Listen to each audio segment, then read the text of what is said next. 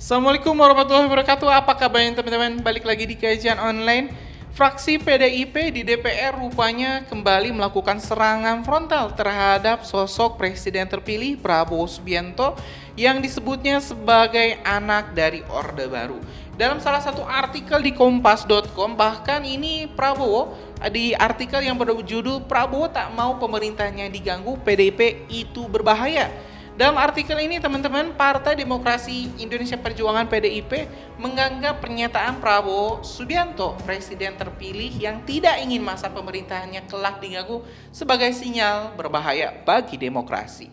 Sebelum panjang lebar teman-teman kita bahas hal ini, sebelumnya juga beredar kabar bahwa Gerindra dan juga PDIP telah sepakat untuk melakukan pertemuan antara kedua tokoh bangsa, yaitu Pak Prabowo dan juga Ibu Megawati, di mana kedua ketum ini direncanakan bakal segera bertemu. Informasinya itu setelah Rakornas PDIP atau sebelum Rakornas.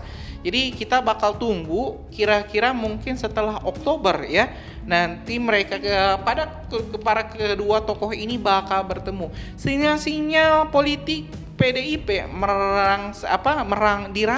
dirangkul oleh Pak Prabowo ke koalisi juga makin menguat setelah kemarin para petinggi PDIP menyebut bahwa kami siap untuk berada di koalisi.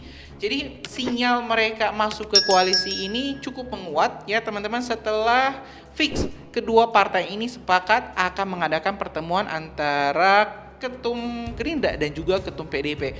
Cuman memang sangat disayangkan ketika langkah rekonsiliasi antara kedua kekuatan ini sedang diupayakan oleh Pak Prabowo, PDIP juga melakukan serangan-serangan terhadap Pak Prabowo. Jadi ibarat ini Pak Prabowo ingin merangkul, tapi rekan-rekan PDIP ini juga menyiapkan senjata untuk sewaktu-waktu misalnya Pak Prabowo berganti arah, mungkin sudah bisa untuk langsung melawan Pak Prabowo.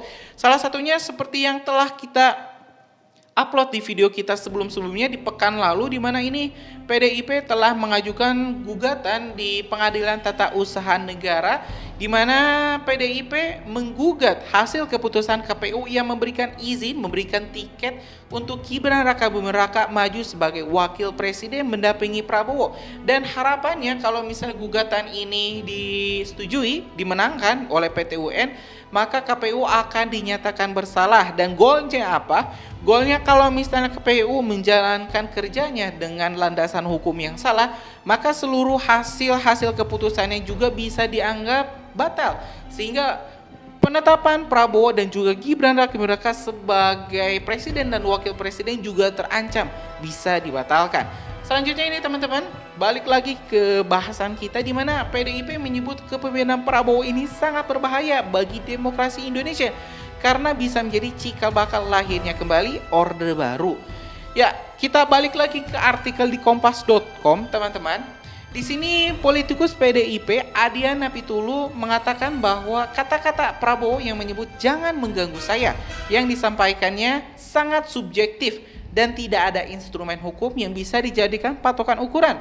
Karena bahasan mengganggu itu sangat subjektif, nggak ada alat ukurnya, berbahaya, sangat berbahaya ketika kita berbicara tentang hubungan antar anak bangsa dalam sebuah negara, tapi dengan alat ukur yang sangat subjektif, kata Adian dalam program Satu Meja di Kompas TV dikutip pada Rabu tanggal 15 Mei 2024 lalu. Adian juga mengatakan karena tidak ada patokan ukuran aturan undang-undang, itulah maka tafsir mengenai jangan mengganggu yang disampaikan Prabowo dikhawatirkan sangat subjektif dan rentan terhadap penyalahgunaan kekuasaan buat menekan kelompok yang berbeda pandangan dengan pemerintah, baknya Orde Baru. Dengan demikian sangat besar tafsir kalau kemudian tiba-tiba ada pernyataan A, B, C. Segala macam kita mengkategorikan kritik. Prabowo bisa mengkategorikan itu mengganggu, ujar Adian. Dan apa alat ukurnya? Ya dia sendiri yang tahu, sambung Adian. Seperti diberitakan sebelumnya, Prabowo menyampaikan pernyataan jangan mengganggu itu pada acara bimbingan teknis BIMTEK dan Rakornas Pilkada Partai Amanat Nasional PAN di Hotel CS, Luansa Jakarta, Jakarta Selatan, Kamis tanggal 9 Mei 2024 malam.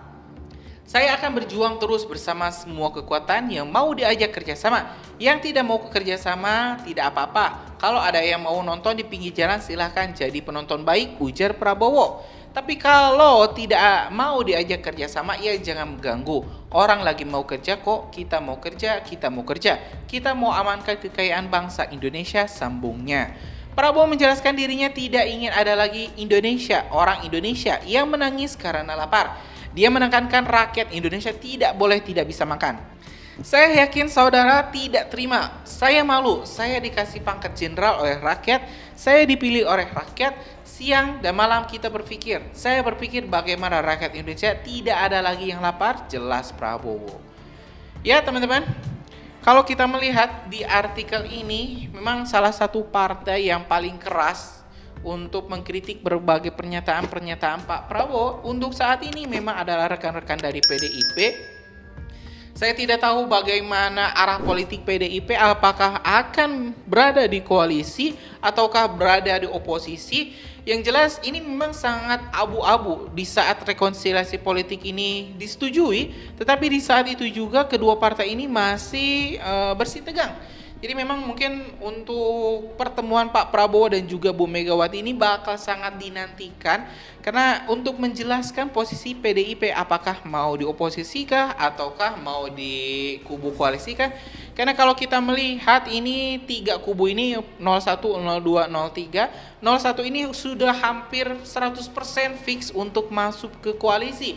Seperti Nasdem sudah oke. PKB sudah oke. PKS ini memang masih menunggu restu dari Gelora, mungkin saya tidak tahu seperti apa, tapi ini para petinggi PKS juga sudah menyatakan siap untuk masuk ke koalisi jika diminta oleh Prabowo Subianto.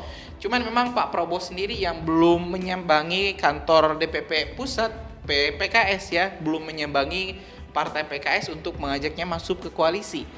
Kalau misalnya PDIP di sini memang Pak Prabowo yang pengen, Pak Prabowo yang menginisiasi rekonsiliasi politik antara Megawati dan juga Jokowi. Jadi ini Pak Prabowo ingin mendamaikan kedua tokoh bangsa ini di satu kubu. Kalau misalnya ini fix, ya saya yakin Pak Prabowo akan mempunyai power yang bahkan lebih kuat, lebih hebat dari Pak Jokowi di 10 tahun ke belakang. Karena hampir tidak ada partai yang bisa melawan kebijakan-kebijakan atau keinginan pemerintah. Ya kita nantikan saja lah teman-teman. Apakah kekuatan absolut ini bakal membawa kesejahteraan bagi bangsa Indonesia atau malah menjadi cikal bakal lahirnya Orde Baru? Ini mungkin tentu bakal sangat menarik untuk kita simak bersama-sama. Ya itu saja teman-teman informasi kita hari ini. Terima kasih telah menyimak informasi dari Kajian Online. Nantikan update menarik lainnya di Kajian Online dengan subscribe dan nyalakan lonceng notifikasinya. Biar teman-teman gak ketinggal informasi menarik lainnya dari Kajian Online. Terima kasih. Assalamualaikum warahmatullahi wabarakatuh.